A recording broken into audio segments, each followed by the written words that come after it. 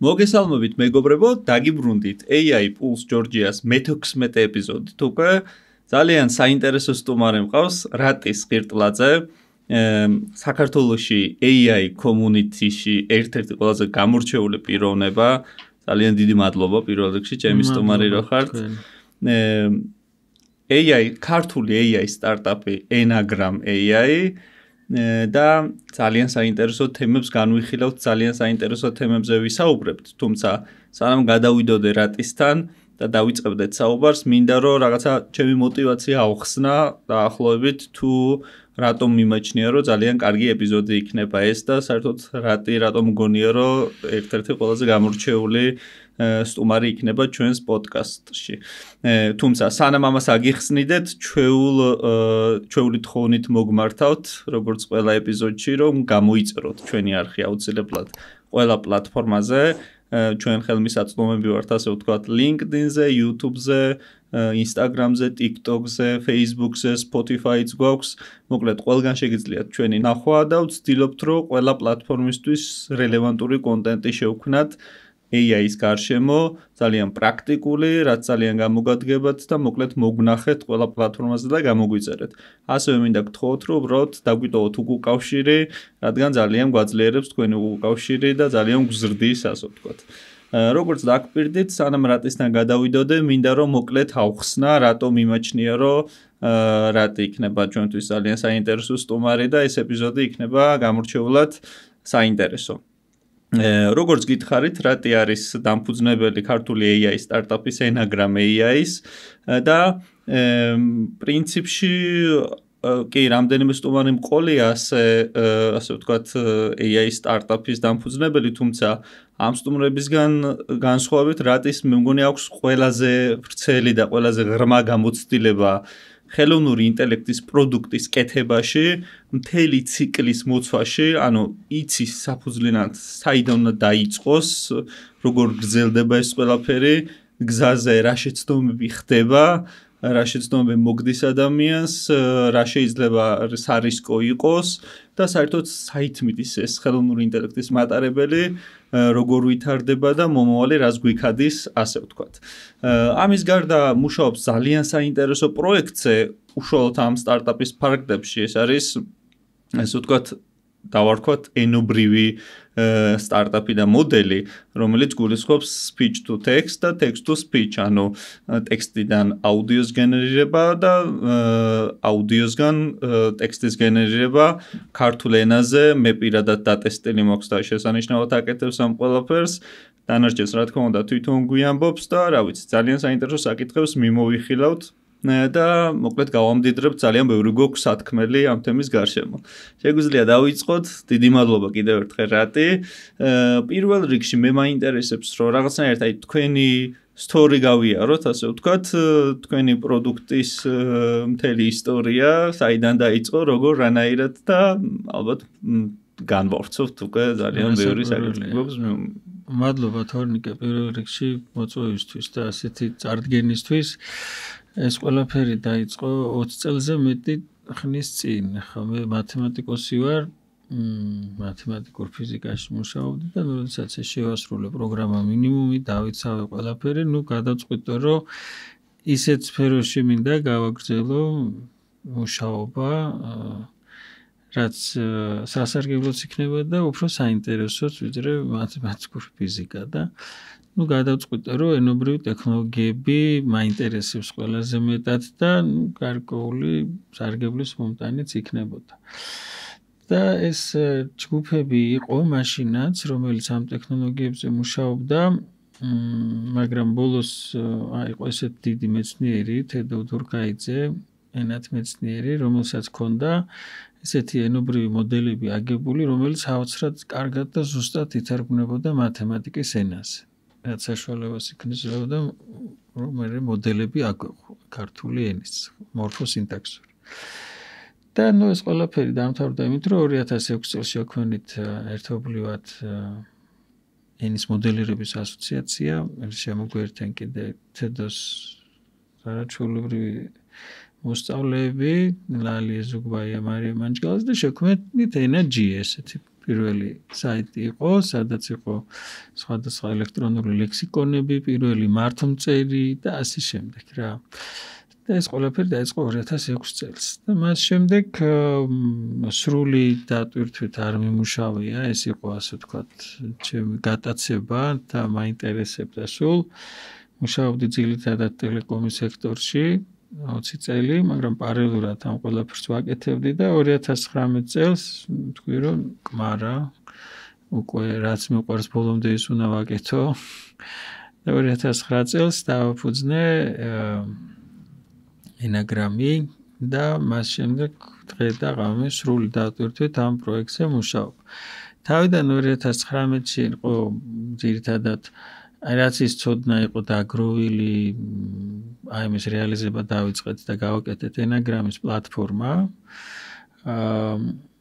და მაშინ არ ვიყავით ძალიან ასე ვთქვათ ხელოვნურ ინტელექტზე გადართული რა, მაგრამ აი ეს ტრადიციული NLP რაც იყო, იმით მეთოდებით ვაკეთებდით. მაგრამ წამოგვეწია ზუსტად რა, ზუსტად წამოგვეწია ეს აფეთქება, ასე ვთქვათ. და რასაც ვაკეთებდით, რომ ვიცოდით, რომ ახლა ამას ხები არ აკეთებენ და ნუ როდის გააკეთებენ და რაღაცა და ჩვენი ნიშა გვაქვს, უცბად ეს გლობალური კომპანიების პროდუქტები დაიძრა. და ვხვდით, რომ სრულიად უნდა შევცვალოთ ჩვენი მუშაობის სტილი, სრულიად AI მოდელებზე გადავერთეთ და ნუ იმ თვალსაზრისით თან სულ ვაკონტროლებდით, აბასხვები რას აკეთებენ, სად არის ნიშა, რომ ისეთ რამეს არ მოვკიდოთ ხელი, რაც 4-5 წლის მანძილზე ნამდვილად, ასე ვთქვათ, არ გამოგვადგებოდა რა და აი ამ გზით მოვდივართ რა, ყოველთვის ვეძებთ ჩვენს ადგილს, ჩვენს ნიშას და ჯერჯერობით წარმატებით რა, ისეთ ფილიკებით დავდივართ, რასაც დიდი დინოზავრები არ დადიან. ძალიან კარგია. იცით რა, საერთოდ წეღან ამოვიწყდა მე თქვა, საერთოდ ხელოვნური ინტელექტის ამ მოდელსაც ხო დიდი ენობრივი მოდელები დაერქვა, ხო? ანუ ენასთან დაკავშირებული საკითხი რაღაცნაირად ხო ხელოვნური ინტელექტი თავისთავად ყველა სფეროში ხო ძალიან ძლიერია, მაგრამ ენა როგორც ასეთი რაღაცნაირად იქცა ფუძემდებლურად როგორც ტექსტობრივი თვალსაზრისით, ისე ალბათ მომავალი უფრო სპიჩისა უკვე ისე სპიჩის თვალსაზრისით რაღაცა ფუძემდებლურ ვარიანტად, რომელიც უზრუნველყოფს მერე ყველაფერს სხვას. ანუ ენაზე ვართ დამოკიდებული, რომ სისტემამ ხელოვნურმა ინტელექტმა საფუძვლად გაიგოს ყველაფერი, რას ვეუბნებით და რა გვინდა ჩვენ სისტემიდან ამოვიტანოთ. რასაკვირველია და ეხლა ხელოვნურ ინტელექტს ძალიან დიდი ისტორია აქვს. მოკლედ აღარ მოყვები ამ მორცელი ისტორიას. არის ხელოვნური ინტელექტი, ასე ვთქვათ, სტატისტიკის და კომპიუტერული მეცნიერებების, ასე ვთქვათ, გადაკვეთის აი ამ სინერგიამ მოგვცა ძალიან დიდი აფეთქება. და ეს წინასწარაც იყო ცნობილი, რომ ასე მოხდებოდა, მაგრამ და ბევრ სფეროში, სადაც კომპიუტერული მეცნიერება და სტატისტიკა გადაიკვეთა, ადრეც იყო კარგი შედეგები, მაგრამ ენა თავისი ბუნებით ძალიან რთული ობიექტია, ვიდრე ვთქვათ, დაკვირვება რაღაც ფიზიკურ პროცესზე და დაკვირვება. ეს ძალიან რთული ობიექტია და ძალიან გაჭიანურდა, რომ ხელოვნურმა ინტელექტს შეძლებოდა ადამიანისთვის სასარგებლო ფორმით დაეწყო მონაცემების დამუშავება და გადაწყვეტილებების მიღება. ანუ ხმის ამომცნობი, ხმის გენერაციული სისტემები ადრეც იყო, მაგრამ აი ბოლოს უკვე ამ განვითარებამ და არ დავივიწყოთ, რომ განსაზღვრელი მაინც იყო ტექნოლოგიების განვითარება. აი ეს ძალიან დიდმა გამოთვლითმა რესურსებმა, GPU იქნება თუ CPU თუ რაც იქნება, აი ამ ძალიან დიდმა აფეთქებამ ამ თვალსაზრისითაც, რომ ხელმისაწვდომი გახდა და ძალიან დიდი ოპერაციების ჩატარება გახდა შესაძლებელი რეალურ დროში. აი ამ ყველაფერმა მოიტანა ის, რომ უკვე მანქანას შეუძლია ადამიანივით საუბარი ადამიანის მოსმენილი შეულებრივად გაგება და ასევე ტექსტების დამუშავება არა უბრალოდ როგორც ასოების თანმიმდევრობის, არამედ მის შინაარსში შესვლა, იმ კონტექსტში შესვლა, ამ ყველაფრის სტრუქტურირება და ეს დიდწილად არის შავი ყუთი, ისევ, ხო, როგორ ხდება ეს ვექტორები რაც გენერირდება, რატომ და როგორ და იმის შიგნით რა ხდება, ეს არის, რა ქვია, შავი ყუთია რა, ეს რაღაც აუცილებლები ხდება, უბრალოდ ვიცით რომ მუშაობს და იძლევა ფანტასტიკურ შედეგებს. ახლა პირველი შეეხება მაინც кейსი მინდა მოგიყვეთ რა, რომ თქვენ კითხვას ეხმიანება, მაინც როდის მოხდა ხელოვნურ ინტელექტზე გადასვლა. ჩვენი გუნდისთვის აი ამ აფეთქების დროს ამ სიტყვის თქმა მიყვარს რა, იმიტომ რომ რეალურად ასახავს რეალობას, იმიტომ რომ შეცვალა ფიზიკის კანონები ამ ჩვენ სფეროში. დავიწყეთ ახალგაზრდების ძებნა, ვინც ამ ყველაფერში ერკვევა და მოასწრო გარკვევა, ხო? ისინი ყველაზე სწრაფად ადაპტირდებიან და ახალგაზრდები იყვნენ, რომელთაც ვკითხეთ, რომ აი თქვენ ყველაზე აი ესეთი ამბიციური პროექტი რა წარმოგიდგენიათ, რაც შეიძლება გააკეთოთ და გითხრეს, რომ ჩვენ შეგვიძლია ავალაპარაკოთ ქართულად და რაც იქნება ძალიან რეალური. ხა იმ დროს არ იყო რეალური ქართული ხმაზე რო ესაუბრა, ესეთი არაფერი. და კარგი ჩავატაროთ ექსპერიმენტი, რა გჭირდებათ ყველაფრით მოვამარაგეთ, ასე ვთქვათ და როდესაც მოიტანეს ეს შედეგი, აი მივხვდით, რომ სხვა სამყაროში აბსოლუტურად მოულოდნელი იყო ის ხარისხი, რაც მათ დააგენერირეს და მივხვდით, რომ დამთავრდა, ხო, ესე იგი ეს ჩვენი ფსონი სწორად დავდეთ ამ ახალგაზრდებზე და ამ მიმართულებით უნდა ვიაროთ. ხო, ეხლა ესე არ მინდა წარმოიდგინოთ, რომ ახალგაზრდები მოვიდნენ და თქვეს, რომ აი გავაკეთოთ და გააკეთეს, ესე არ არის, მას ამ ყველაფერს ჭირდება მონაცემები, დატა, ასე ვთქვათ რა, საკმაოდ დიდი პროცესი გავიარეთ, რომ მათ რო ეს გაეცნათ მოდელი, ავიყვანეთ სპეციალისტები, ეს ხმები დავწმინდეთ, დავჭერით და ვიღეთ რაღაც გასაოცარი შედეგი და ასე ვთქვათ, კარგი გაგებით მოვიწამლეთ რა. და მას შემდეგ სულ ესეთ ექსპერიმენტებს ვატარებთ, მუდმივად ვეძებთ ახალგაზრდებს. ეხლაც გამოცხადებული გვაქვს სტაჟიორებისთვის, AI სტაჟიორებისთვის კონკურსი. უამრავი ადამიანი მონაწილეობს და ყველას ვესაუბრებით, რომ დავიჭიროთ ეს ორიგინალური მათში. მათთვისაც ძალიან დიდი გამოცდილებაა, როდესაც ცხოვრების სულ პრაქტიკულ ამოცანებს აკეთებენ და ხედავენ, რომ აი ენაგრამზე რეალიზებულია და ხალხი იყენებს და ჩვენთვისაც ხო შეუძლებელია ახალგაზრდებს ინოვაციაში გაუწიო კონკურენცია სულ უნდა უსმინო და მისცე საშუალება, რომ ძალიან საინტერესო მიდგომა, იმიტომ რომ ძალიან ეგ ჭირს მე მგონი ხშირ შემთხვევაში.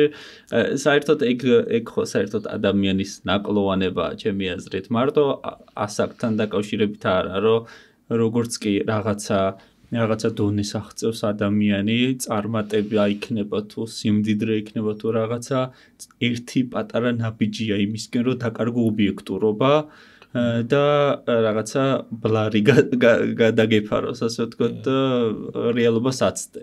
ხო და ასაკთან დაკავშირებითაც ეგ არის ხოლმე ხშირად, რომ ბევრს მოსდის ეგრე, რომ აი ის თუ რაღაცა მე თუ ამდენი წლიანი გამოცდილება მაქვს, ანუ ის იმან რა უნდა მასწავლოს, შედარებით პატარა თუა და ეგრე არ არის.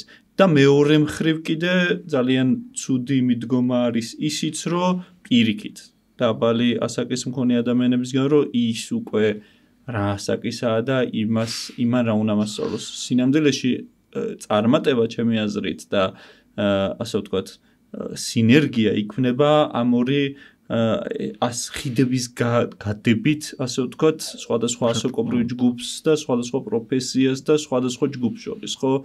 ეს არ არის სოლო თამაში, რა, თუ გვინდა რაღაცა ქვეყნის წარმატება იქნება, თუ რაღაცა ორგანიზაციის წარმატება, თუ გუნდის წარმატება, ის ხიდების მშენებლობით და არანგრევით ხორციელდება ეს და აი ეს კონექშენები, ასე ვთქვათ, კავშირები თუ არ გაიბა და რაღაცა საერთო ენა თუ არ მოინახა, ისე მივიღებთ იმ სიტუაციას, როცა ილია ჭავჭავაძეს არ ესაუბრებოდნენ, ასე ვთქვათ, სხვა ესეთი ხალხი. რასაკვირველია, ხო, ანუ აი ესეთი ჭკვიანი ახალგაზრდები რომოდან ანუ გამოცდილების ნაკლებობა როცა აქვს, ну აი რაღაც გენიალური თქვეს და უცბად სრულიად არალია რომ სამყაროში მარტივად გადადიან, ხო? და ეს სუპერვიზიოი ნამდვილად ჭირდება მათვე, რომ მათვე სასიკეთოდ რეალურ და სწორ კალაპოტში ჩადგნენ ხოლმე. და ერთი კიდე უნდა ვთქვა, რომ აი ჩვენი დაკვირვებით 4 წელიწადში დაახლოებით, ხო, მუდმივად ამ ახალგაზრდების კონკურსებს სრულიად აბსოლუტურად სხვა გაგების, სხვა სიღრმის, ანუ ეს 4-5 წელიწადი ის ეპოქაა, როდესაც ანუ სხვანაირად გაიზარდა ეს ხალხი უკვე რა. აბსოლუტურად სხვა ხედვით. ანუ მარტო იმ თქვა 5 წლის წინ ვისთანაც ქონდა ურთიერთობა, რომ აუ ესენი რა კარგებიან, ეგრე არ არის. წარმოიდგინეთ ახლა ჩვენ თავის იმედი გქონდეს და მათი არა, ხო? ამ სხვაობაზე ვამბობ. აი სულ ბოლოს ყველაზე ახალგაზრდა ინოვატორები აბა რას ფიქრობენ?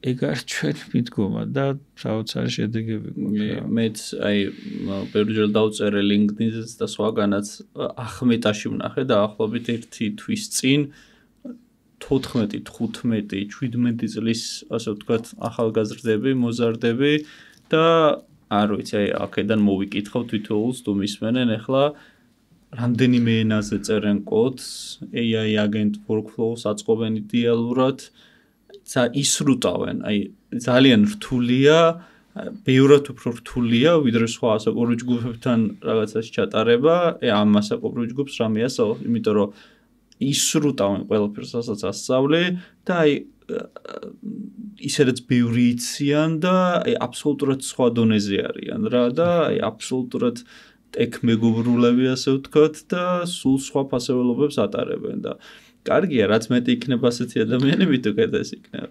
დიახ, არა, ზუსტად უბრალოდ ეს სხვაობა ხელად ისეთი დიდია. მithumetes ახლა აი ახალგაზრდები, რომლებიც უკვე ყალიბდებიან ამ LLM-ების ეპოქაში, ხო, რომლებიც უკვე ნაკლებად გუგლავენ, კითხვებს უსვავენ LLM-ს და პასუხებს იღებენ ასე, ხო, ახლა ამას კიდე დიდი ექო ექნება რა.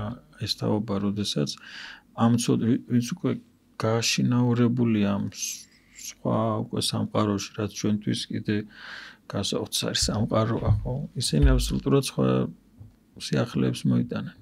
კი, და მომავალში თქვენ ახსენეთ და მომავალში ალბათ მეც თქვი წევან, რომ ალბათ უფრო speech-ზე იქნება ჩვენს მთავარ თემას რო დაუბრუნდეთ. speech-ზე ჩემი აზრით და ჩემი ხედვით ბეჭდაზე მეტად მთავარი აქცენტი და ორიენტირი ხელოვნური ინტელექტთან ურთიერთობისას იქნება speech-ი, ანუ ბრძანებებს ვაძლევთ ხმოვანი დავალებებით. ასე ვთქვათ და აი ზუსტად ამიტომაც თქვი რომ ენაზეა დამოკიდებული ყველაფერი და ძალიან რელევანტური მგონია თქვენი პროდუქტი. იმიტომ რომ ზუსტად ამას შეეხება და ძალიან რთული მგონია ამავდროულად რა და მინდა ესეც ავხსნა მოკლედ რატო. იმიტომ რომ თავისთავად ყველა სფერო ძალიან რთულია, სადაც ხელოვნური ინტელექტი შედის და აი შეგვიძლია ვისაუბროთ, რამდენად რთულია ყველა სხვა სფერო, მაგრამ ენა არის კიდე უფრო მეტად კომპლექსური, რადგანაც ძალიან დიდ მრავალფეროვნებას ეხება საქმე. ძალიან ბევრ განსხვავებულ აქცენტს, ძალიან ბევრ განსხვავებულ ენას, ძალიან ბევრ განსხვავებულ კუთხურ დიალექტს და მოკლედ იმდენად ბევრნაირ, აი რამდენი ადამიანიც იმდენად სხვადასხვანაირად საუბრობს ყველა და იმდენად არასტაბილურია, ასე ვთქვათ, ძალიან რთულია სტატიკაში დაიჭირო, ასე ვთქვათ, ენა და მოაქციო რაღაცა ჩარჩოში. მაგალითად 2017 წელს, 16 წელს როგორც საუბრობდით, ჩემი აზრით, თბილისში, აი აქ შუაგულ ვაკეშიც კი ცოტა განსხვავებულად საუბრობს ახლა ხალხი რა, არათუ რაღაცა სხვა განსხვავებები რა, ძალიან ბევრნაირი შეიძლება იყოს ეს განსხვავება და ამიტომაც მგონია ძალიან რთული პროდუქტი. არის AI-ის ფუძემდებლური პროდუქტი, მაგრამ ამაზე მუშაობა და ამის განვითარება კიდევ უფრო რთული ამბავი მგონია. დიახ, ხმაზე მოდი განვსხვადოთ ორი ძირითადი პროდუქტი, ხმა ტექსტში და ტექსტი ხმაში. თითქოს ორივე ხმას ეკავშირდება, მაგრამ გადაწყვეტილების გზით აბსოლუტურად სრულიად სხვადასხვა რადიკალურად განსხვავებული მოდელები მუშაობს. აი text to speech-ზე რო გავაკეთოთ აქცენტი, როდესაც ადამიანის ხმით საუბრობს მანქანა, ხო? აქ თავიდან იყო აი ადამიანის ხმას როგორ მივამსგავსოთ, ხო? ეს იყო გამოწვევა, რაც მეტნაკლებად გადაწყვეტილია უკვე. და აი ეს რო გითხარით პირველი ჩვენი გაოცება როცა მოხდა იყო რომ ადამიანის ხმით ანუ რობოტის ხმას ვეღარ იტყოდი რომ რობოტია ანუ მიხვდებოდი უკვე პაუზებით და რაღაც სხვა იმით რომ ეს რობოტია ალბათ თორე ესე ტემბრით არა მაგრამ შემდეგ შემოდის ისეთი გამოწვევები რაც უკვე საჭიროებს არა მარტო ხელოვნური ინტელექტის მაგალითად ტრანსფორმირების ცოდნას, არამედ ენის უფრო სხვა სიღრმისეულ ცოდნას, ხო? ანუ რამდენიც მონაცემიც არ უნდა აგროვო, რამდენი დატაც არ უნდა მოაგროვო, ის პრობლემა დარჩება. ანუ შენ ეს უნდა გაამდიდრო სხვანაირად. მაგალითს მოგიყვანთ რა. ანუ ქართულ ენაში არის ესეთი რამ რომ რიცხვების გახმოვანება როდესაც ხდება კორექტულად რო გახმოვანდებს მარტო რიცხვს რო შეხედოს სისტემამ არ არის საკმარისი მან უნდა შეხედოს კონტექსტს მის შემდეგ რა სიტყვები მოდის აი მაგალითად მარტივი აკვთ 24 თებერვალს ხო ნებისმიერ იმას კითხეთ Google-ის Microsoft-ის ამბობს 24 არა მე საერთოდ ვერ მიხმოვანა ხო ეგ კიდე ცალკე ჩავთვალოთ უკეთესი შემთხვევა აუცილებლად 24 რო თქვას და არა 24 უნდა შეხედოს მომდევნო სიტყვას რა ბრუნვაშია თებერვალს ხო თებერვალს რაც ბრუნვაც არის შეიძლება იყოს რაღაცა თებერვალში ან რაღაც რომელიც პირდაპირ არც მიცემითია არც ნათესაობითი უნდა მიხვდე ხო აი ამ სუფიქსის მიხედვით რომელ ბრუნვაში უნდა ხო თუ თებერვლის არის მაშინ 24 იქნება თებერვლის ხო ნათესაობითია თუ სწორად მახსოვს კი ნათესაობითია და ანუ მთელი კომპლექსი შემოდის ეხლა ამ რატო გეუბნებით იცით რომ ყველა ტექსტში არის რიცხვი თუ ეხლა მხატვრული ნაწარმოები არ არის ესეც შემთხვევა მახსოვს რა არ დამავიწყდება რომ ძალიან ვამაყობ ამ ჩვენი text to speech-ით ახალგაზრდების გაწვრთნილით და ტექნიკურ ბიბლიოთეკაში ვიყავით და ნუ გვაჩვენე ეს შენი პროდუქტი და გამიხსნეს ტექსტი რომელიც იყო სავსე რიცხვებით სულ რიცხვები იყო და ამაყად მივადექი ამ ჩემი text to speech ჩვეულებრივი text to speech-ით როგორც არის ხა Microsoft-ის დღეს და Google-ის უსმენ და ჯობი არ მოусმინო ხო 24 თებერვალს ნაცვლად ამბობს 24 თებერვალს და ასე შემდეგ და ყველამ თქვა რომ ვერ გავიგეთ რა ანუ აზრის გამოტანა ჭირს ახლა ბუნებრივად მეტყველი ადამიანს ქართველისთვის თუ რიცხვებს შენ ურევ უცბად აზრიც გებნება და ყველაფერი და აი მაშინ საკმაოდ რამდენიმე თვე დავხარჯე რომ აი ეს ჩვენი მორფოლოგიური მოდელიდან ამომეწია ეს რიცხვების თელი პრობლემატიკა დავიხმარეთ რა თქმა უნდა ლინგვისტები და ჩვენი კომპანიის სპეციფიკა ეს მინდა აღვნიშნო რომ არ არის AI სპეციალისტების და ფრონტენდი ბექენდი ძალიან ძლიერი ჯგუფი ყავს აი როგორც ის ახალგაზრდები AI-ის ახალგაზრდები ინოვატორობის მიხედვით ყავს შერჩეული იგივე ხდება ლინგვისტებში ხო ვინც უკეთ აუღო ალგო ამ თანამედროვე სისტემებს და ენობრივი მოდელების მათემატიკურად აღწერას ისინი არიან ჩვენს გვერდით მათი დახმარებით ხო გავაკეთეთ ეს აი ცალკე შეკრული ძალიან საინტერესო რიცხვების გახმოვანების მოდული და ნუ მე თამამად მივედი და აბა წაიკითხეთ და მიუხედავად იმისა რომ დიდი შრომა აღმოჩნდა აი რო გითხარით თავიდან ხო გახსოვთ ჩვენს ნიშებს ვეძებთ თქო ეს ნიშა ვიპოვოთ, რომელშიც ძალიან დიდი ხანი მოუნწევათ დიდ კომპანიებს, რომ გაგვეჭიბრონ, იმიტომ რომ იმათ აქვთ ბევრი მონაცემის იმედი. და ქართულში იმდენი მონაცემის ვერ იპოვიან, ვერ ასოდეს ალბათ, რომ ყველანაირი რიცხვი რო შეხვდება, რომ ყველანაირ ბრუნვაში და უღლებაში ჩასმულ ფორმებს სწორი გახმოვანება მოუძებნონ. ძალიან კარგი. იცით რა მაინტერესებდა? ხომ არ შეგიძლიათ რომ რაღაცნაირად კატეგორიზაცია მოახდინოთ, უпроსტად კონცეფციურად აღწეროთ AI პროექტის მართვა და აქცენტი გავაკეთოთ მათთვის, ვინც ან ახლა იწყებს, ან მომავალში გეგმავს, ან თავში აქვს უბრალოდ იდეა, რომ რაღაცა მსგავსი გააკეთოს. კონცეფციურად აღწეროთ თქო, რომ ვამბობ, გულისხმობ, რომ აი დაახლოებით შინაარსი რო განსაზღვროთ, მე არა აუცილებლად თქვენს პროდუქტზე, არამედ ნებისმიერ სფეროში. აი დაახლოებით რას შეეჩეხებიან, მოკლედ რო აღწეროთ, რა პრობლემები წარმოიქმნება, რა რისკებია, რა გზა უნდა გაიარონ, რას უნდა ელოდნონ და რა ხელჩასაჭიდია საერთოდ მომავალი რას უმზადებს, მოკლედ ასეთ პროექტებს. არის ძალიან დიდი კონკურენცია. წარმოუდგენელი კონკურენცია ამ სფეროში, სოფლიოშიც და საქართველოშიც, ხო? ანუ ეს მოდელები იმდენად, ასე ვთქვათ, ბრწყალებში სახალხო გახდა, ხო, რომ შეგიძლია ეს მოდელი აიღო და დაანერგო და გამოიყენო და რეზულტატებით, ასე ვთქვათ, დაატკბე ძალიან მალე. არ გჭირდება შენ იყო PhD ან სტატისტიკაში, ან მათემატიკაში, ან რაღაც მიმართულებით. მაგრამ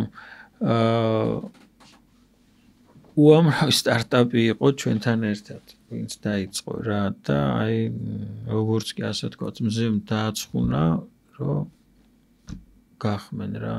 იმიტომ რომ ძალიან შენ თუ სტარტაპული გზით მიდიხარ, მაგარ რაღაც საინტერესო მოდელი იპოვე და მოდი ამაზე გავწვრთნათ და ამავე შევეცადოთ გავყიდოთ. შენ თუ სტანდარტული გზით ხარ წასული, ძალიან დიდი კონკურენცია და ამ სტანდარტული სიარულის დროს უცბად წამოგეწევა ხოლმე დიდი კომპანიები, რომ მათ იციან, რომ ეს სტანდარტული ამოცანაა და საოცრად დახვეწილ, ელეგანტურად გადაწყვეტილებას თავაზობს უკვე მომხმარებელს და უკვე რა თქმა უნდა მომხმარებელს იყიდოს ეს პროდუქტი Amazon-ისგან, ან Google-ისგან, ან სხვისგან, ანუ მე ამას ყვები პირადი მწარე გამოცდილებით რა, რომ როგორც კი დაგვიპირებია, რომ ვიცი რა, აი გავაკეთოთ generic speech to text. Generic speech to text, ანუ უნივერსალური. ვანვითარებთ უამრავ დატას მონაცემებს წერთ, ვატრენინგებთ, წელიწადში რამდენჯერმე, 3 თვეში ერთხელ დაახლოებით, მაქსიმუმ 6 თვეში ვატრენინგებთ ჩვენს მოდელს. მაგრამ ძალიან სწრაფად ვითარდება დიდი კომპანიების speech to text-იც, მათ შორის ქართულის. და რას ურჩევდით? აი მას ურჩევდით, იპოვეთ ნიშა. ისინი რას არ გააკეთებენ? ანუ ჩათვალეთ, რომ უზარმაზარი მდინარე მოდის და მიედინება. შენ თუ იმის ნაპირზე დადექი, ის გაფართოვდება და დაკარგულია შენი დრო და რესურსი. მაგრამ აღმოვაჩინეთ, რომ არის სფეროები, სადაც ისინი არ ნაკლებად, აი მაგალითად სამედიცინო speech to text. აი საინტერესოა, რომ Amazon-ზეც რო ნახოთ speech to text-ის API generic და არის სამედიცინო, იმიტომ რომ ეს ორი გაყოფილია. ბევრი speech to text შეიძლება იყოს, მაგრამ აი ეს ყველაზე გამოყოფილი generic-ის მერე მოდის სამედიცინო. ძალიან სპეციფიკურია, ძალიან სპეციფიკური ტერმინოლოგია, წამლები და ავადმყოფობები და ასე შემდეგ. და სადაც სიზუსტეს ძალიან დიდი მნიშვნელობა აქვს, ანუ ის პროდუქტი სამედიცინო speech to text ყოველთვის სამჯერ ძვირი მაინც ღირს. და რასაკვირველია ეს generic speech to text ქართულისთვის, ვისიც არ უნდა იყოს, არ მუშაობს. დავიწყეთ სამედიცინოზე აქცენტის გაკეთება. ჩვენი ნიშა ვიპოვეთ, სადაც დიდი ხანი ვიქნებით დაცული. ასევე მედიაზე, მედიის გატექსტებას ვაკეთებთ, მედია მონიტორინგს ვაპირებთ, მთელი მედია სივრცის გატექსტებით და თავის ტოპიკების ამოცნობით რა თემებზე იყო საუბარი და სემანტიკური სერჩი. სემანტიკური სერჩი ძალიან საინტერესო თემაა, შეგვიძლია მე ვისაუბროთ და აი ამას ურჩევდი რა, რომ აი ამ ძალიან დიდი ნაკადების მოძრაობის პერიოდში სანამ მათთვის საინტერესო ამოცანას მოკიდებენ ხელს, ცოტა ბევრი იფიქრონ ჯობია, ვიდრე ბევრი რესურსი და ფული ჩადონ. ეს ხო არ მოხდება დიდი კომპანიების მეინსტრიმში 2-3 წელიწადში. ახლა long term ვინ იცის რა მოხდება, მაგრამ ჩვენ მწარე გამოცდილებით კიდევ ამბობ, ამას თეორიით არ ვამბობ, ამას ურჩევთ. და მეორე ალბათ მე დავამატებდი კიდე რაღაცას რა, აი თქვენი გამოცდილებიდან გამომდინარეც მე რასაც დავაკვირდი რა. მე მგონია რომ საერთოდ სტარტაპ სამყაროში რაღაცა 3 კატეგორიის ხალხია გამოკვეთილი. ერთი რომელთაც უყვართ და საფუძვლიანად აკეთებენ პროდუქტის მშენებლობა უყვართ.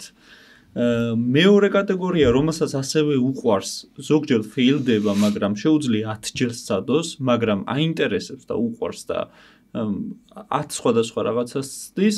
და მესამე კატეგორია ჩემი აზრით გამოიყოფა ცოტა ზერელი კატეგორია, რომლისთვისაც მნიშვნელოვანია მხოლოდ და მხოლოდ ის, რომ რაღაცა სტარტაპი, ანუ სტარტაპისთვის და არა სტარტაპი პროდუქტისთვის, რაღაცა სტარტაპი გააკეთოს და აქციოს ეს თავის სამუშაო პერსპექტივად მომავალში, რომ სტარტაპები აკეთოს, გული არ დაუდოს არც ერთს. რაღაცა დონეზე, ანუ სპეციფიკა დაამოღამოს, ასე ვთქვათ, რომ რაღაცა თანხა აწიოს სამით და რაღაცა იმაგითი იცხოვროს რა, რომ ეს რაღაცა დაფინანსებებით და 1, 2, 3, 4, 5, 10 და იცი რა, ეხლა ჩემი გადმოსახედიდან, ეგეც ოკეია, ეხლა თავისთვის თუ უნდა აკეთოს, ეხლა ჩვენ რა, უბრალოდ ჩვენ თუ გვინდა რომ რაღაცა პროდუქტები შევქმნათ რეალურად საზოგადოებისთვის და თუ ამაზე ვზრუნავთ, ჩემი აზრით ალბათ ყველაზე მნიშვნელოვანია და ძალიან უპირატესია რომ ძალიან ჩაუღრმავდეთ, ასე ვთქვათ, რა პროდუქტებსაც ჩვენ ვავითარებთ და გვიყვარდეს რაღაცნაირად ის და რაღაცნაირად გულის ყური დაუთმოთ. აი, რატის რომ მე ველაპარაკებოდი,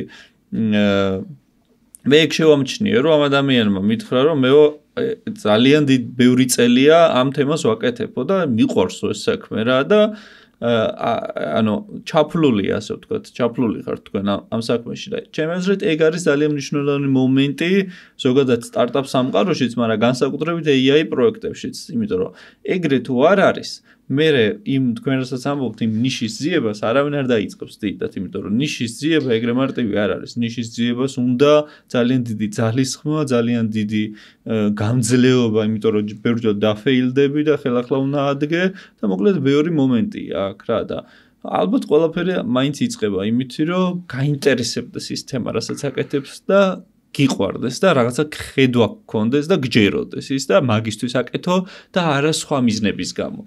მიზანი მან თუ არის უკვე რომ რაღაცა მე ან პოპულარული გავხდე ამით, ან რაღაცა ბევრი ფული ვიშო, ახლა ფული და პოპულარობა რაღაცა მხრივ ყოველთვის არის мотиваცია, მაგას კი არ ვამბობ, მაგრამ თავარი მიზანი როცა ეგ არის, მე მაგნაირი პროექტები ჩემი აზრით დიდხანიანი გამძლეობა არ აქვს, როგორც ყოველთვის. გეთახმებით, მაგრამ იცით როგორ არის ამ AI-ის ეკოსისტემაში გარკვევის პარალელურად გარკვევის სტარტაპულ ეკოსისტემაში. და სტარტაპების მიმართ ისეთი მოლოდინია, რასაც მე შეიძლება ბოლომდე არ ვამართლებდე რა. როგორ ვამბობ, ხო, ინვესტორისთვის შეიძლება მე ცოტა სხვა გამონაკლისი ვიყო რა. იმიტომ რომ სტარტაპების მიმართ აქვს ესეთი მიდგომა, რომ შენ უნდა გქონდეს ძალიან კარგი იდეა. შეიძლება ტექნიკური გუნდი აიყვანო და განახორციელო ეს შენი იდეა და შემდეგ როდესაც ეს გახდება პრაქტიკულად ბიზნესი, მაშინ უნდა გაყიდო, გააკეთო ეგზიტი. ხო? და თქვა თუ ჩადო ინვესტორმა 100,000, გაყიდა 10 მილიონად, გადასარევი. სტარტაპმა თავის ფუნქცია შეასრულა და მორჩა. ანუ ამ სქემაში ის რომ სტარტაპების დამფუძნებელი თუნდაც AI სტარტაპი ერქვას მას, იმიტომ რომ AI მოდულებს იყენებდეს როგორც ძირითად ინსტრუმენტს, აქ აი ეს ფუნდამენტურად მაინტერესებს და რაღაც ამის მიმართ ინვესტორს დიდი მოთხოვნა არ აქვს. და შეიძლება, მაგრამ ახლა ჩვენნაირი კომპანიები კიდე არის 1-2, რომლებიცაც სხვანაირად არ შეგვიძლია, ანუ მე რო ეს კომპანია პირობითად გავყიდო, მე სხვა რამეს ვერ დავიწყებ, იმიტომ რომ არ მაინტერესებს სხვა რამე რა, ბუნებრივად ისევ ეს მიმართულება უნდა გავაგრძელო და გვაინტერესებს არა მარტო კოდის დონეზე, ანუ ჩვენი საკუთარი სერვერები შევიძინეთ, ჩვენი საკუთარი ინფრასტრუქტურა გვაქვს, იმის მოვლაც, ისიც დიდი გამოწვევა იყო თავიდან, მაგრამ მივაქცეთ სრულ ავტონომიურობას. აი data sovereignty არის ერთ-ერთი ესეთი თემა, მტკივნეული თემა ქვეყნებისთვის, რომ რამდენად სუვერენული ხარ, ანუ კონფლიქტის ან რაღაც შემთხვევაში შენ ხარ სრული პარალიზება დაგემართება თუ ნაწილობრივი რა. და არის რეგულაციები ამაზე სხვათა შორის. ერთ-ერთი ბანკს უკეთებდით საინტერესო პროდუქტს და აღმოჩნდა, რომ საქართველოშიც არის რეგულაცია, რომ რაღაც მონაცემები ხელოვნური ინტელექტით შეგიძლია კომპანიამ დაამუშავო, მაგრამ cloud-ზე არ უნდა გაიტანო. საქართველოს საზღვრები ამან არ უნდა დატოვოს. და ანუ ესეც ის მორფოლოგიის დიდი შრომა და გამოცდილების არ იყოს, ეს ინფრასტრუქტურა უცბად ავტონომიურობის საკითხში ძალიან გამოგვადგა, რომ პრაქტიკულად კონკურენტი ძალიან 1-2 შეიძლება არც ვიცი ის 1-2 ისე ვამბობ, რომ საკუთარი GPU ინფრასტრუქტურა რო კონდეს, ბევრი არ არის რა და ამ მიმართულების გაფართოებას ვაპირებთ არამედ საქართველოში, არამედ სხვა ქვეყნებშიც, ვისთვისაც ეს კრიტიკულია, იმიტომ რომ ვისწავლეთ როგორ კეთდება. ძალიან საინტერესოა, კი, ჩემ კატეგორიზაციას ფაქტურია წეგანაც მე რატომღაც გატაცებული ვარ ყოველთვის რაღაცების კატეგორიზაციით და ეგრე ვაზროვნებ, ასე ვთქვათ, ეგეთი ტვინი მაქვს რაღაცნაირად მიყვარს სტრუქტურირებულად აგება რაღაცების. ხო, ანუ მე თუ გამოვყავი 3 კატეგორია წეგან ადამიანების, ასე ვთქვათ, სტარტაპის ეკოსისტემაში ჩართული ადამიანების რატომ დაამატა უკვე მეოთხე კატეგორიაც და მოდი განვმარტოთ კიდე ეს მეოთხე კატეგორია რა არის. ესენი არიან ადამიანები, მე გამომრჩა აშკარად და მართლა ახლა რო ვფიქრობ, მართალია ეს კატეგორიაც. ესე იგი, კატეგორია ადამიანებისა, რომლებიც იციან როგორ პროფესიონალები არიან, იციან როგორ იპოვონ პროდუქტიც, როგორ იპოვონ ნიშაც. ასე ვთქვათ, როგორი რაღაცა დონემდე როგორ ჩაყვნენ პროდუქტს და როგორ დაამუშავონ კარგად, იციან სქემა როგორ მუშაობს სტარტაპი, იციან საუბარი როგორ უნდა მოხდეს ინვესტორთან, ასე ვთქვათ, მიიყვანენ რაღაცა დონეზე სტარტაპს, გააკეთებენ, რაღაცა დონეზე გახდიან წარმატებულს და შემდეგ უკვე ფიქრობენ გაყიდვაზე და უბრალოდ გაგრძელებაზე, სხვა იდეაზე ორიენტირებულს. ალბათ მე ვფიქრობ, რომ ეს ადამიანზეა დამოკიდებული. მე ეს არ გამომივიდოდა ნამდვილად და რატიც ამბობს, რომ რატისაც არ გამოვიდოდა.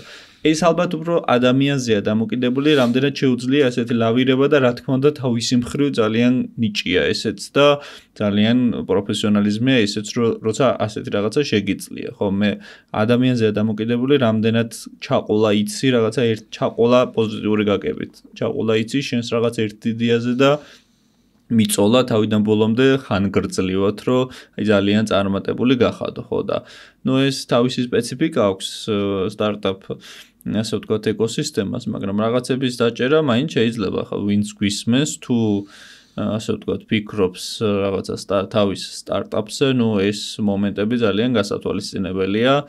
ხო, განსაკუთრებით ის, რომ გვჭირდება ჩვენი ნიშა. აუცილებლად, იმიტომ რომ კონკურენცია არის უზარმაზარი, საქართველოში და მსოფლიოში კიდევ 100-ჯერ და 1000-ჯერ და მილიონჯერ უფრო მეტი და აი ყოველდღე რაღაცა იქნება, განსაკუთრებით AI-ის გარშემო, რომელიც არის სუპერ ყველაზე ტრენდული თემა, ანუ ამაზე ტრენდული ამ წუთში არ არსებობს არაფერი.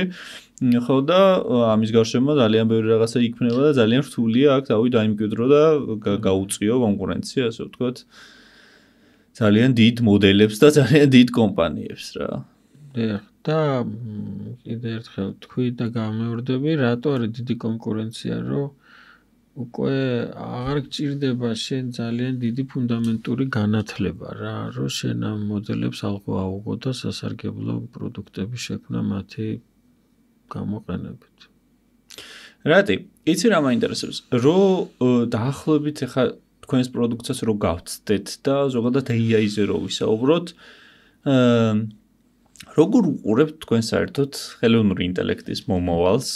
ნებისმიერ სფეროში უკვე მრავალპროფილურად ავიღოთ ეს თემა და როგორ უყურებთ თქვენ ამ მომენტისთვის, აი 2025 წლის სექტემბერია უკვე ამ მომენტისთვის AI-ს თარგმანს პრაქტიკულ გამოყენებაში როგორია თქვენი აზრით რეალურად ანუ უკვე 3 წელი გავიდა ხო უკვე დიდი ენობრივი მოდელების გამოჩენიდან თითქმის 4 როგორ უყურებთ რამდენად ითარგმნება პრაქტიკულ გამოყენებაში და ბიზნესისთვის რამდენად ქმნის უკვე სარგებელს თუ არ ქმნის რა არის შემოფერხებელი ფაქტორები იგვიანებს თუ დროულად მიდის ყველაფერი თუ აი რა ხდება ამ ხრივ აი ესეთი კითხვა მაქვს კარგი კითხვა კი ანუ ტექნოლოგიები უსწრებს ბაზრის მზაობას ანუ ხო არის ბაზარზე მოთხოვნა და მიწოდებით ტექნოლოგიები არის ძალიან განვითარებული უკვე მაგრამ კომპანიები და ორგანიზაციები არ არიან მზად საქმეზე რომ მიდგება მის დასანერგად ეს ჩვენი პირად გამოცდილებით გიყვებით ისევ რომ აი მაგალითად მიდიხარ ორგანიზაციაში რომელსაც ყავს სტენოგრაფისტები ათეულობით უსმენენ და ატექსტებენ და თავაზობ ამას მე ხელოვნური ინტელექტით გაგიკეთებ არ ექნება 100%-იანი შედეგი მაგრამ 80% გაგიმარტივდება საქმეს ხო პასუხი ელემენტარულია რომ აბა რა უნდა ქნა არა ხო და მენტალურად ალბათ ხო აი მიჭირს ახლა აი მართლა იმათ ადგილას რომ წარმოდგენა მიჭირს რომ როგორ შეიძლება 80% გაიმარტიო საქმის და კიდე იფიქრო ამაზე ანუ შეიძლება არ იმუშაოს ამან აი სიტყვაზე თქვათ რომ დატესტეს თქვენს რომ ცირა კიდე შეცდომებს უშვებს ხო მაგრამ კიდე შეცდომებს უშვებს მაგრამ ეს უშეცდომო რატო უნდა იყოს ხო ეს ხო ის არ არის ეს არის ინსტრუმენტი ხო რომ დაგეხმაროს ეს არ განაცვლებს იმ შენ 100 კაცს თუ რამდენიც ყავს ყველას კი არ ჩაანაცვლებს მე დაჭირდება არა კიდე შეცდომებს უშვებს აი როცა შეცდომებს არ დაუშვებს მე ვიფიქრებ ხო მაგრამ არ ჯობია რომ შენ დროზე დანერგო და ხო ძალსახად ეხა თუ რაღაცას გიმარტივებს უკვე ანუ რატომაც არა ხო უნდა იფიქრო რომ შენს გვერდზე კომპანია ერთნაირ პირობებში იმან თუ ეს შენზე ადრე დაიწყო დანერგვა შენ თუ დაელოდები საუკეთესო შედეგს როცა მიაღწევს ეს საუკეთესო შედეგს მისთვისაც მიაღწევს და ის შენზე გაცილებით წინ იქნება და შეიძლება გაგაქროს ხო და აღარ ვახსენს ხელებ რა თქმა უნდა კომპანიებს მაგრამ ეგეთ პარადოქსულ სიტუაციებს ვაწყდებით სულ რომ იმაზე კი არ არის როცა არ წმუნებ რომ აყურეთ ორი რაღაც არის ერთი არის როდესაც შენ გაქვს ბიზნეს პროცესი დალაგებული და ეუბნები ამას გაგიმარტივებ და აქ ვაწყდებით პრობლემებს რომ ნუ მტკიცება გიწევს და რაღაც და მეორე კიდე უფრო დიდი სფერო არის, როდესაც შენ რაღაც ამოცანას ვერ აკეთებდი ხელოვნური ინტელექტი რახან არისო რა. და ეუბნები რომ შენი ბიზნესი შეგიძლია ახალ დონეზე აიყვანო ამის დახმარებით, ხო?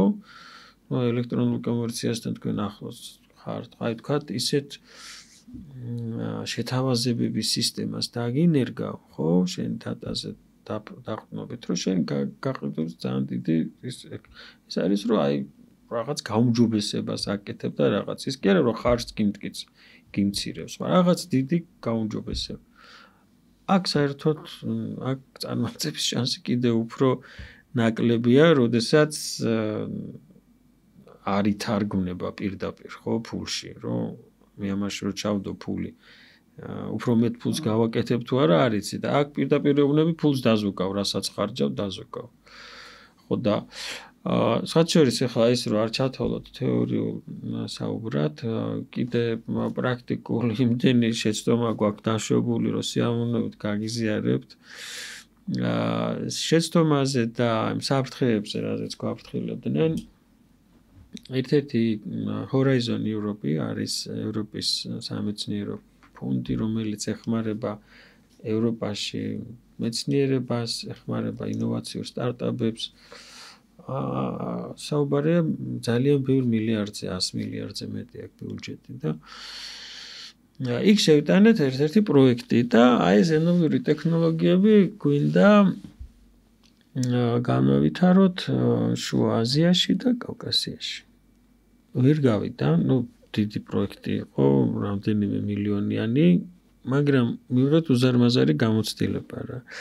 და ერთ-ერთი რაც დაგვიწერეს იქ ექსპერტებმა ხელოვნური ინტელექტის, ახლა ევროკავშირი რო აიყვანს სპეციალისტებს, რომლებმაც ხელოვნური ინტელექტის მრავალმილიონიანი პროექტები უნდა შეაფასონ, დაეჯერებათ და რა გვითხრეს იცით ერთ-ერთი, რომ აი თქვენ ამ პროდუქტებს რომ გააკეთებთო, ის ბაზრები არ დაგხვდებათ მზათო ამის გასაყიდათო.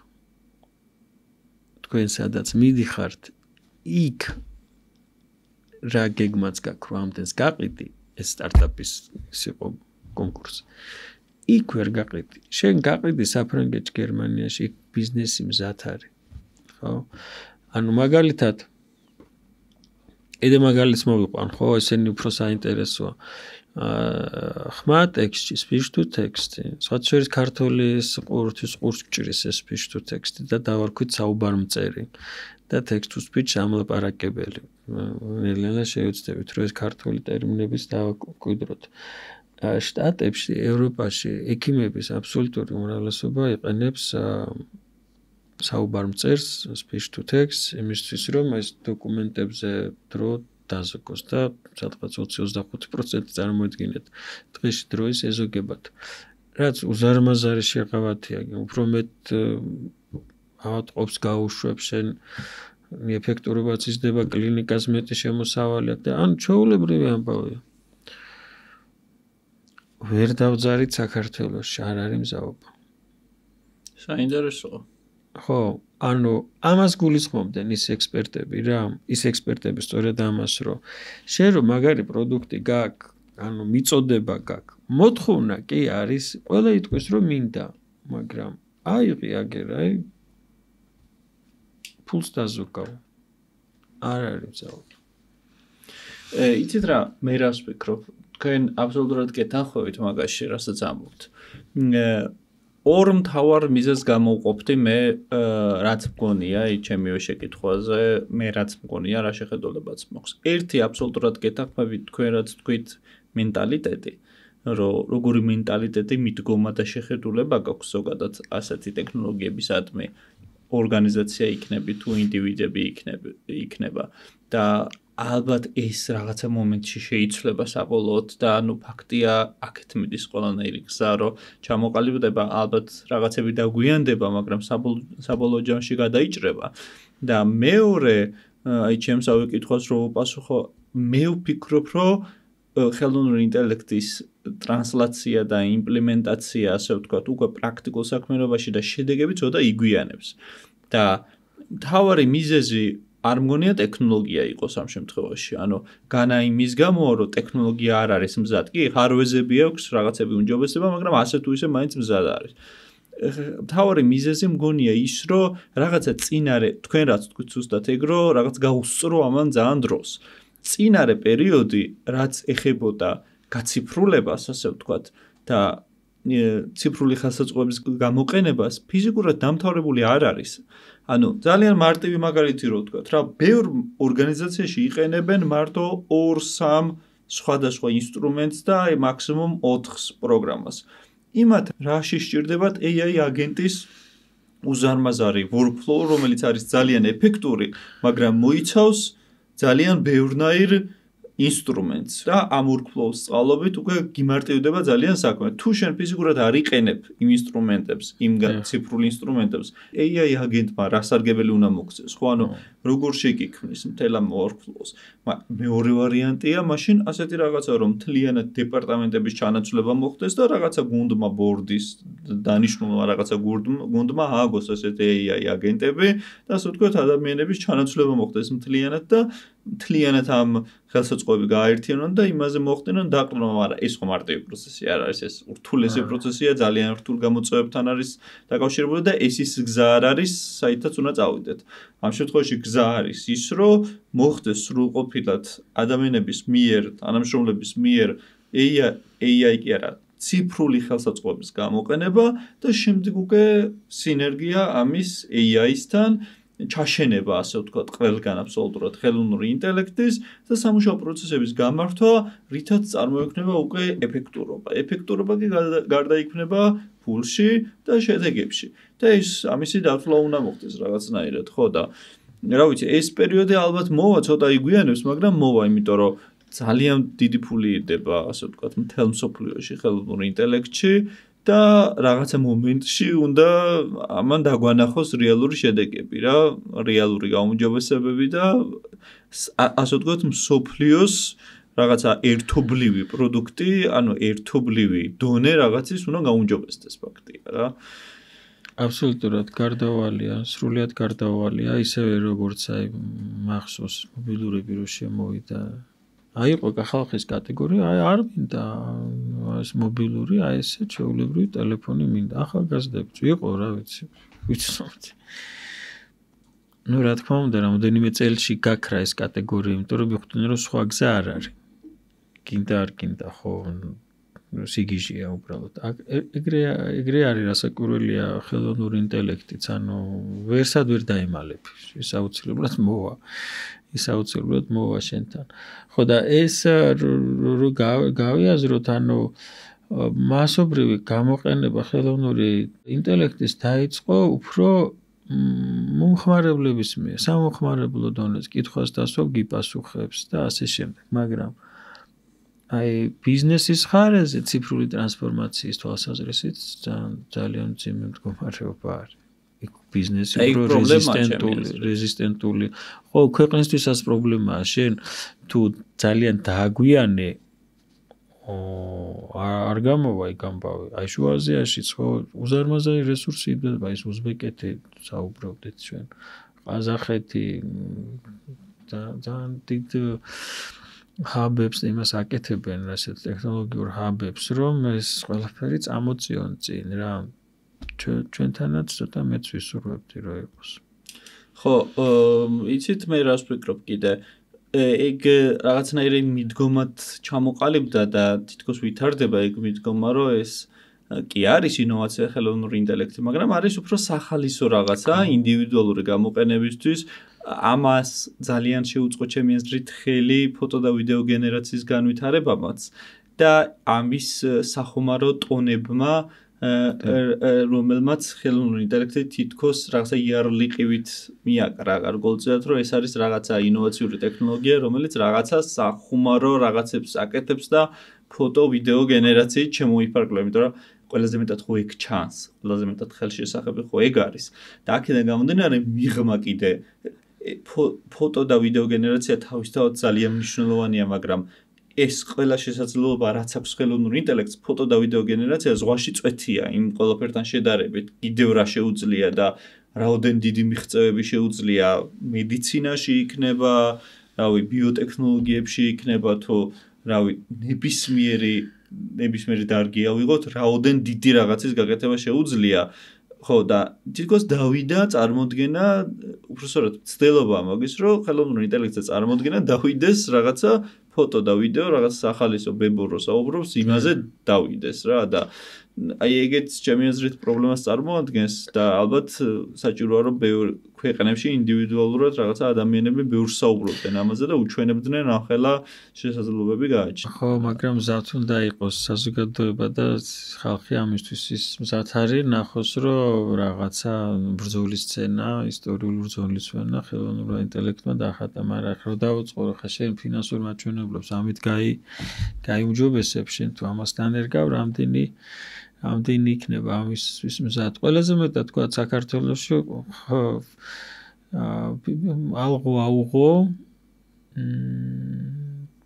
აუღეს პროგრამისტებმა თავიანთ საქმეში. ანუ ვისაც ვისაუბრებთ სრულიად შეცვლილია ყველას მუშაობის სტილი. მაგრამ მე გეტყვით რა განსხვავებაა. აუღეს, მაგრამ პროგრამისტების ასე ვთქვათ კომუნა არის ცოტა ჩაკეტილი კომუნა დამეთანხმებით.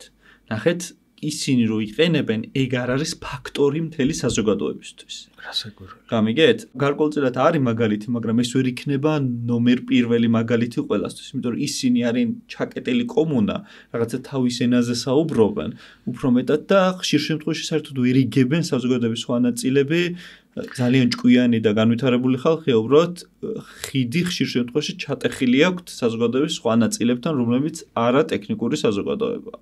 ეს პროგრამისტები არც ცდილობენ რომ საზოგადოება განანათლონ. უბრალოდ ჩვენ მესამე პირში არ ვისაუბრებ. რაღაც ამოცანაზე რომ ხარჯავდი თქვათ 5 დღეს, იმიტომ რომ და მოგიკვლია რაღაც ალგორითმი, მერე ბრძანებები, რაღაცა სრულიად ახალ თემას როცა ეხებოდი. ნახევარ დღეში ამას კითხავ და დაგიწერს. ანუ რო გჭირდებოდა ძალიან დიდი ცოდნის შეკრება და მე ამოკრეფა იქიდან მე ეს მჭირდება ამ ახალ დომენში, ხო? ახლა პირდაპირ კოდს გიწერს და ზუსტად იმას ითვისებს შემდეგ, რაც დაგჭირდათ. ჩვენივე მაგალითზე ძალიან ბევრ დროს ზოგავთ, მაგრამ ეს რა თქმა უნდა ეს პროცესი არ ნიშნავს, რომ პროგრამისტი წავა და მოდი ახლა შენ ესე გამოიყენე. ის თავის ცხოვრებას იმართებს.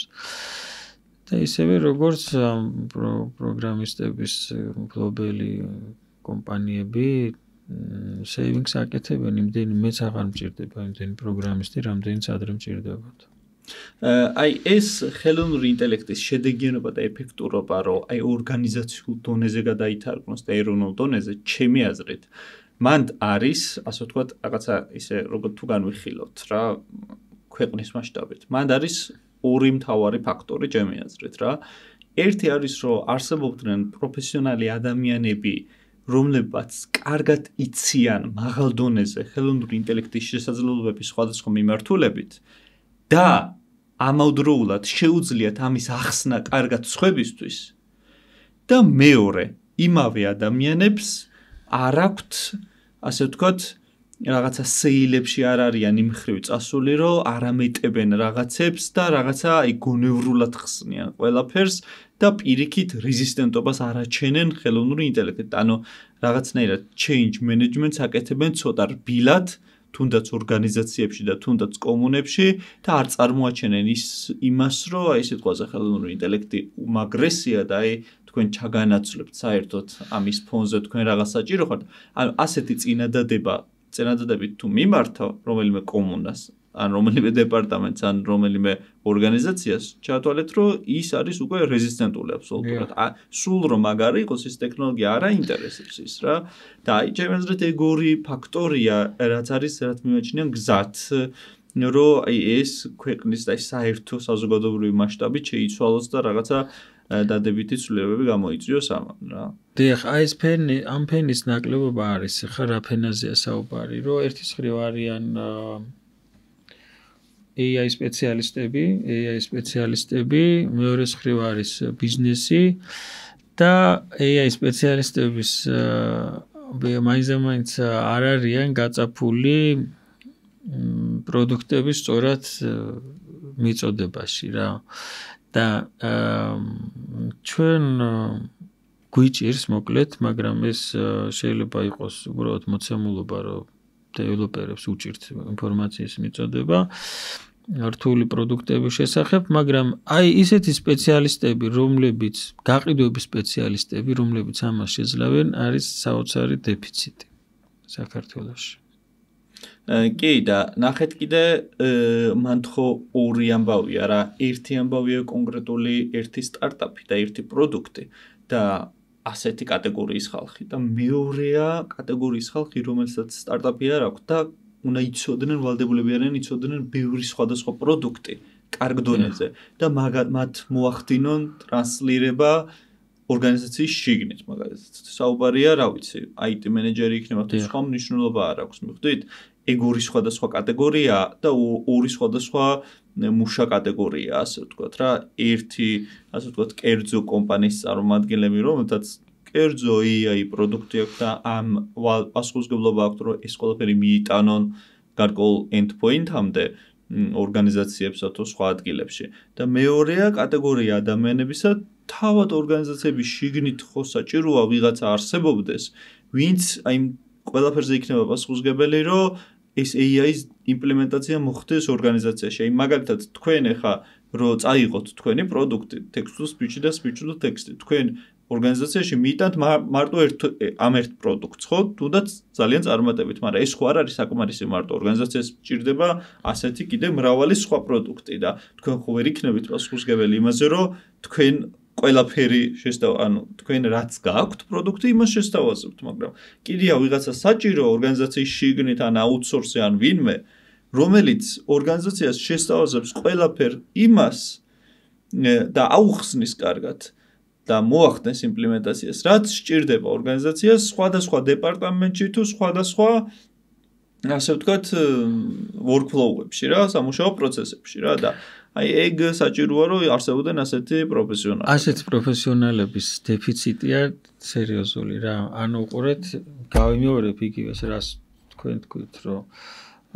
ჩვენ ვინც დეველოპმენტში ვართ, არა გვაქვს იმდენი დრო, რომ აი რაღაც ორგანიზაციების სიან კატეგორია, რომ აბა იქ რა შეიძლება დაენერგოს, აბა რაში შეიძლება დავეხმაროთ არ იქნება მარტო text და speech to text უამრავი რაღაც იქნება. შიგნით ორგანიზაციაში ყოველთვის არ არის ახლა ესეთი კვალიფიკაცია, რომ იცოდნენ ხა ამ კონკრეტული ამოცანის AI-ით გადაწყვეტა როგორ მოხდება და აი ეს შუალედური რა დავარქვათ, მაკლერები დავარქვათ. რაც დავარქვათ, რომელმაც ერთის ხარეც ზუსტად იცის და მეორე მხარეს ზუსტად იცის და ამათ ახვედრებს. თავის არგებელსაც ნახულობს, რა თქმა უნდა. ძალიან დაგვეხმარებოდა რა, ძალიან. სხვათა შორის ჯიტას ჰქონდა ამის ცდილობა და ჩემი აზრით ძალიან წარმატებული. ჯიტას და ჩვენ ჯიტას გამარჯვებული პროექტი ვართ. გამარჯვებული პროექტის მქონე კომპანიებს თავაზობდა თავისი პროდუქტის დანერგვას მცირე და საშუალო ბიზნესში. SME segments. და ამ დანერგვაში გასცემდა 25,000 ლარს. აი მაგალითად თქვენ ხართ თქვათ კვლევითი კომპანია. კონკრეტული შემთხვევას ვამბობ, ჩვენ ორგანიზაციაში დავნერგეთ ეს. და ძალიან დიდი სიახლეა ხელოვნური ინტელექტი მისთვის რა. ანუ რომ დაიწყოს დანერგვა, არ იცის რა მოყვება, ანუ გამოადგება, არ გამოადგება ექნება ფინანსური ხარჯი, ექნება ადამიანური რესურსის ხარჯი და ასე შემდეგ და ჯიტამ თქვა რომ მოდი მე ამ რისკებს მე შეგიმცირებ 25,000 ლარი ხელოვნური ინტელექტისთვის ნუ ძალიან ისეთი არ არის ხა დიდი თანხა, მაგრამ დანერგვისთვის ძალიან ნორმალური თანხაა და ორივე პროდუქტი აღმოჩნდა, ორივე დანერგვა აღმოჩნდა ძალიან წარმატებული. ანუ აი ეს ბარიერიც არის ახლა მეორე მხრიდან, რომ გამომადგება, არ გამომადგება, იმუშავებს, არ იმუშავებს, ამაში ფული უნდა დავხარჯო, დრო უნდა დავხარჯო რაღაც და აი სახელმწიფოს ჩემი აზრით, აი მცირე და საშუალო სეგმენტზე, რომელსაც არ აქვს ყოველთვის რა, რომ პირველი ნაბიჯი მართლა გადადგას და მოდი დავნერგოთ ხელოვნური ინტელექტი, აი ესეთი ტიპის რაღაც პროექტებით ძალიან დიდი დასწრაფება შეუძლია რა. როდესაც ხედავ რომ ქვეყანაში რაღაც უფრო ნელა მიდის ვიდრე სხვა ქვეყნებში, იქ სახელმწიფოს ჩარევის დროა, მე თუ მკითხავ რა და დიდი როლის შესრულება შეუძლია. ქონდა ამაზე იდეები გავცვალეთ, მაგრამ ჯერჯერობით ხო, მანდ მე გეტყვით კიდე ერთი მომენტი რა არის რა. იმდენად ახალი თემაა და იმდენად სწრაფად ვითარდება, რომ აი მე LinkedIn-ზეც დავწერე რამდენიმე დღის წინ ეგეთი პოსტი რა, რომ ძალიან რთულია, რომ ვიღაცა გახდეს ძალიან მალე პროფესიონალი ამ თემაში, იმდენად მასშტაბური თემა, მე გეუბნებით, ნახეთ, პროფესიონალი არაერთი მიმართულებით, კონკრეტულ ფოკუსირებული კონკრეტულ AI პროექტზე, არამედ AI პროდუქტების მთელ მასშტაბზე იცოდეს ყველაფერი, ტესტავდეს ყველაფერს და შეეძლოს ამ ყველაფრის ორგანიზაციაში, ასე ვთქვათ, იმპლემენტაცია და მთელი რევოლუციის მოხდენა რა.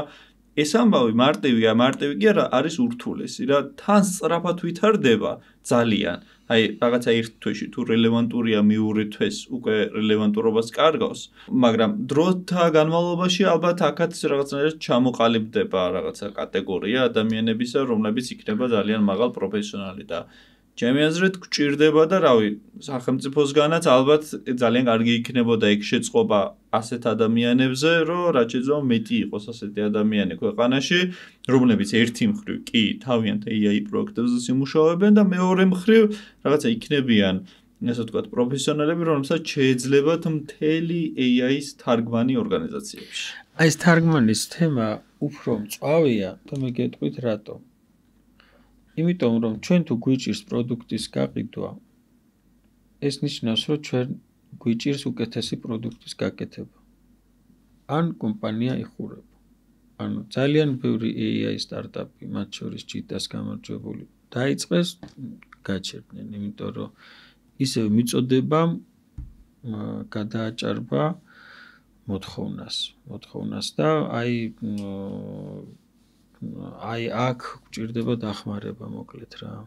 ამ ნაწილში, რომ აი ციფრული ტრანსფორმაციის ნაწილში იყოს რაღაც სისტემური მიდგომა, რომ AI ეკოსისტემა ვერ განვითარდება, არც გრანტები უშველის არაფერს, თუ რეალურად პროდუქტები არ გაიყიდა საბოლოო ჯამში. ზუსტად.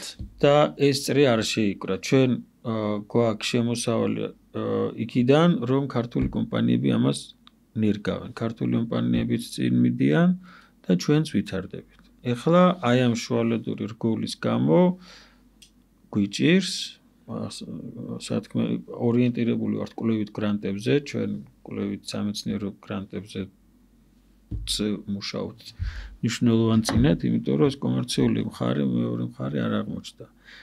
მაგრამ ბევრმა სტარტაპმა ამას ვერ გაუძლო ამ წნეხს. ტურბულენტობას. არა, დიდი ტურბულენტობა, აი ეს გადასვლა, აი გრანტის მერე არის ასე ეგრეთ წოდებული გრანტის და საერთო სტარტაპების ცხოვრებაში არის სიკვდილის ველი, გასავლელი რა. დაიწყე ის და აქ ძალიან ბევრი პროცენტულად იღუპება საქართველოში. ძალიან კარგი. უცებ გაფრინდა ჩვენი დრო, სასრულს მიუახლოვდით უკვე, რაღაც ნაირად პატარა შეჯამება მინდა გავაკეთო. ერთი ის რომ ბოლოში ასე ვთქვათ პრობლემებზე ვისაუბრეთ, მაგრამ რაღაცა პოზიტიურად რომ შევაჯამოთ. უბრალოდ რეალურად რომ შევაჯამოთ, ეხა ეს არ არის რაღაცა დაკვეთით პოზიტიურობა. ფაქტია ნამდვილად ის რომ ქვეყანაში, მათ შორის საქართველოში ძალიან ბევრი ადამიანია ხელოვნურ ინტელექტზე ორიენტირებული, ძალიან ბევრი ადამიანს უნდა სწავლა და ვერ ვიტყოდით, რომ ქვეყნის უმეტესობას, მოსახლეობის უმეტესობას ნეგატიური შთაბეჭდილება აქვს ან რაღაცა მსგავსი. მეც მათ შორის TikTok-ზე გითხარით, რომ ძალიან ბევრი გამომწერი გვყავს, ძალიან აქტიურად ვხდებთ ვიდეოებს და აი უმეტეს შემიძლია თამამად თქვა, რომ 90-95% არის ძალიან პოზიტიურად განწყობილი და 5%-ს ვერაზოს ვერ შეცვლი, ანუ იმას აქვს ისეთი პატივისცემით, მაგრამ აქვს ის ჯერჯერობით ისეთი შთაბეჭდილება. ყოველ შემთხვევაში ეს ძალიან დიდი პროცენტია, აი დათვლილი მაქვს ეს ყველაფერი, აი უმეტეს პოსტზე 95 დაში ზოგჯერ 97%-იც კი არის ძალიან დადებითი, ძალიან საინტერესო კომენტარი და უნდათ ადამიანებს რომ ისწავლონ ეს ტექნოლოგია და ჯერათ და რაღაცნაირად მომავალს ხედავენ ამ თემაზე.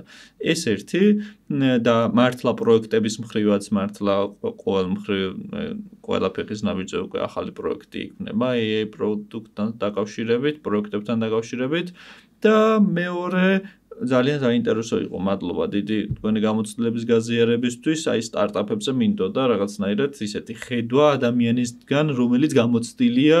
მე ამ საქმეში გამოცდილი არ ვარ მაგალითად. ჩემი სტარტაპი მქონია, ოღონდ სხვა სტილის და არა ის გზა მე არ მაქვს გავლილი, რაც თქვენ გაქვთ გავლილი. მე უფრო ტრადიციული გზა მაქვს გავლილი რა. ხო და ძალიან მნიშვნელოვანია და ვინც გვიყურებს და ვისაც აქვს სტარტაპის ინტერესები, ჩემი აზრით ძალიან გასათვალისწინებელი რჩევები და რეკომენდაციები ითქვა ამ ასე ვთქვათ, ამ ეპიზოდში.